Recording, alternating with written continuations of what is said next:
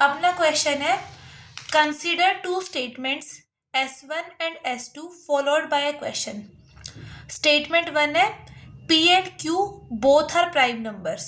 Statement 2 है P plus Q is an odd integer. And अपना question है is PQ an odd integer. अब पूछा गया है which of the following is correct.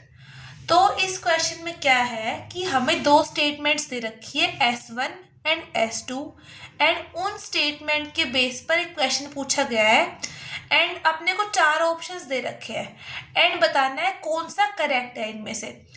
तो अपना ऑप्शन ये है, मतलब हमें क्या दिखाना है कि स्टेटमेंट 1 है और स्टेटमेंट 2 है।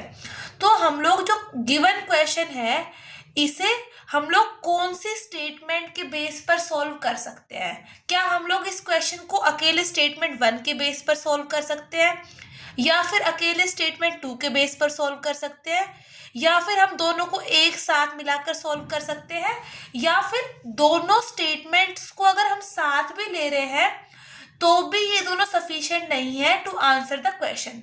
यही अपने चार ऑप्शंस है। तो अब हम देखते हैं कि कौन सी स्टेटमेंट के बेस पर हम लोग इस क्वेश्चन को आंसर कर सकते हैं या फिर हम लोग नहीं ही कर सकते।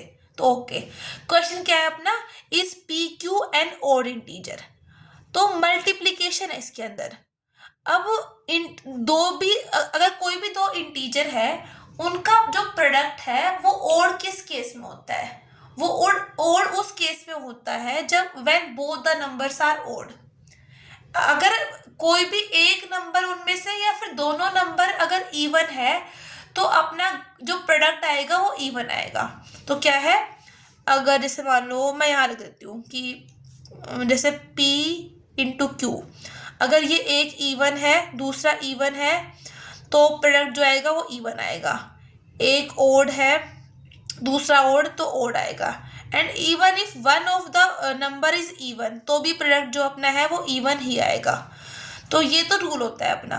ओके, एंड हमें ये नहीं दे रखा कि PQ है वो, तो ये क्वेश्चन है अपना, इसका आंसर यस भी हो सकता है नो भी हो सकता है। बस हमें ये बताना है कि कौन से स्टेटमेंट के बेस पे हम लोग पता लगा सकते हैं कि PQ जो है वो ओड है या फिर नहीं है। ओके, तो पहली स्टेटमेंट क्या है, P and Q both are prime numbers. तो हमें देखना है कि अगर हम P और Q दोनों को प्राइम नंबर्स लेते हैं तो हम लोग क्या इस स्टेटमेंट का क्या इस क्वेश्चन का एक डेफिनेट आंसर निकाल सकते हैं। तो यार प्राइम नंबर्स जो होते हैं ना, 2 एक फैक्ट है कि 2 के अलावा बाकी जितने प्राइम नंबर्स है वो सारे ओड होते हैं। ठीक है, तो अगर हम लोग 2 के अलावा और कोई भी दो P and Q belongs to prime number अगर देखें तो जो प्रोडक्ट जो अपना P इंटू Q आएगा वो ओड आ जाएगा। ठीक है, बट अगर हम लोग 2 को कंसिडर कर दें, ये मान लो P एंड Q इनमें से कोई भी एक नंबर 2 है तो जो अपना प्रोडक्ट आएगा वो क्या है, 2 इंटू Q या फिर 2 इंटू P आएगा, वो इवन आएगा। तो मतलब कि अगर हम P एंड Q इनको प्राइम नंबर ले रहे हैं तो अपना जो प्रोडक्ट है P इंटू Q वो ओड भी आ सकता है, वो ओड भी आ सकता है। ओड किस केस में आएगा, जब P एंड Q 2 के अलावा और कोई भी प्राइम नंबर हो। एंड अपना जो प्रोडक्ट है P इंटू Q वो इवन भी आ सकता है। इवन किस केस में आ सकता है, जब क्या तो P है वो 2 है या अपना Q है वो 2 है। एंड इन दोनों केस में प्रोडक्ट क्या आ जाएगा, इवन आ जाएगा। तो मतलब क्या है कि इस स्टेटमेंट से तो यार डेफिनेट आंसर नहीं मिल रहा। क्यों, क्योंकि अपने पास जो P इंटू Q है वो इवन भी हो सकता है एंड ओड भी हो सकता है। इवन किस केस में होगा, when either P और Q is 2। एंड अपना प्रोडक्ट जो है वो ओड कब आएगा, when P and Q are any prime numbers except 2। Okay, तो मतलब स्टेटमेंट 1 इसके बेस पर तो हम लोग अब इस क्वेश्चन को आंसर नहीं कर सकते। क्यों, कैसे करेंगे यार आंसर, इवन भी आ रहा है ओड भी आ रहा है, तो मतलब वो सर्टेनिटी तो है ही नहीं। तो पहली स्टेटमेंट जो है उसके बेस पर तो we can't answer the given question. अब दूसरी स्टेटमेंट देखते हैं हम लोग अपनी। दूसरी स्टेटमेंट है P plus Q is an odd integer. अब यार किन्हीं भी दो इंटीजर्स का सम जो है वो ऑड किस केस में आ सकता है, वो ऑड तब आएगा अपने पास जब P प्लस Q वो उनमें से एक इवन होगा एंड एक ओड होगा। अगर मान लो P और Q दोनों इवन है तो अपना जो सम आएगा वो इवन आएगा। एंड P एंड Q अगर दोनों अपने ओड है तो भी जो अपना सम है वो इवन आएगा। ये जो फैक्ट बता रही हूँ मैं आपको, इसका प्रूफ भी है एक, मतलब ये कंक्लूजन ऐसे नहीं आया है, इसका प्रूफ है। एंड अगर आप लोग कह रहे हो कहोगे तो मैं वो बता दूंगी आपको, बट इस क्वेश्चन में मतलब डायरेक्टली मैंने आपको बता दिया है कि ऐसा होता है। एंड चाहो तो आप लोग एग्जाम्पल्स को लेकर भी ट्राई कर सकते हो, बट प्रूफ भी है इसका, क्लियरली प्रूफ भी है इसका। एंड तो मतलब पर बेसिकली अपनी मेन पॉइंट क्या है, अपने जो क्लियरली फैक्ट स्टेट कर रही हूँ मैं अब, तो यहाँ पर फैक्ट ये है कि P प्लस क्यू है वो एक ओड, P किन्हीं भी दो इंटीजर्स का सम जो है वो ओड कब आएगा, जब उनमें से एक ओड होगा एक इवन होगा। तो मतलब क्या है, P एंड Q में से कोई एक ओड है कोई एक इवन है, उस केस में प्रोडक्ट क्या आएगा, प्रोडक्ट इवन आएगा।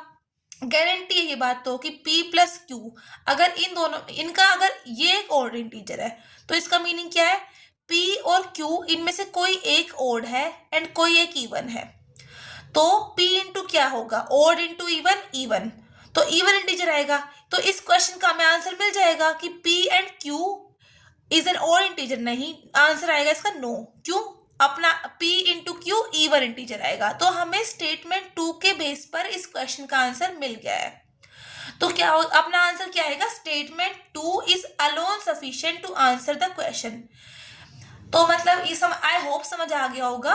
एंड इसमें हमने बस सिंपल जो अपने अलजेब्रा के रूल्स थे एंड जो अपनी बेसिक अरिथमेटिक है उसको यूज करा था।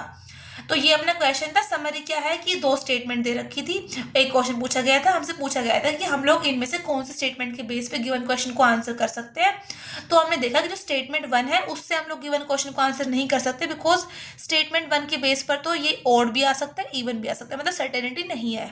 एंड मैंने आपको बताया कौन से केस में ओड आएगा कौन से केस में इवन आएगा।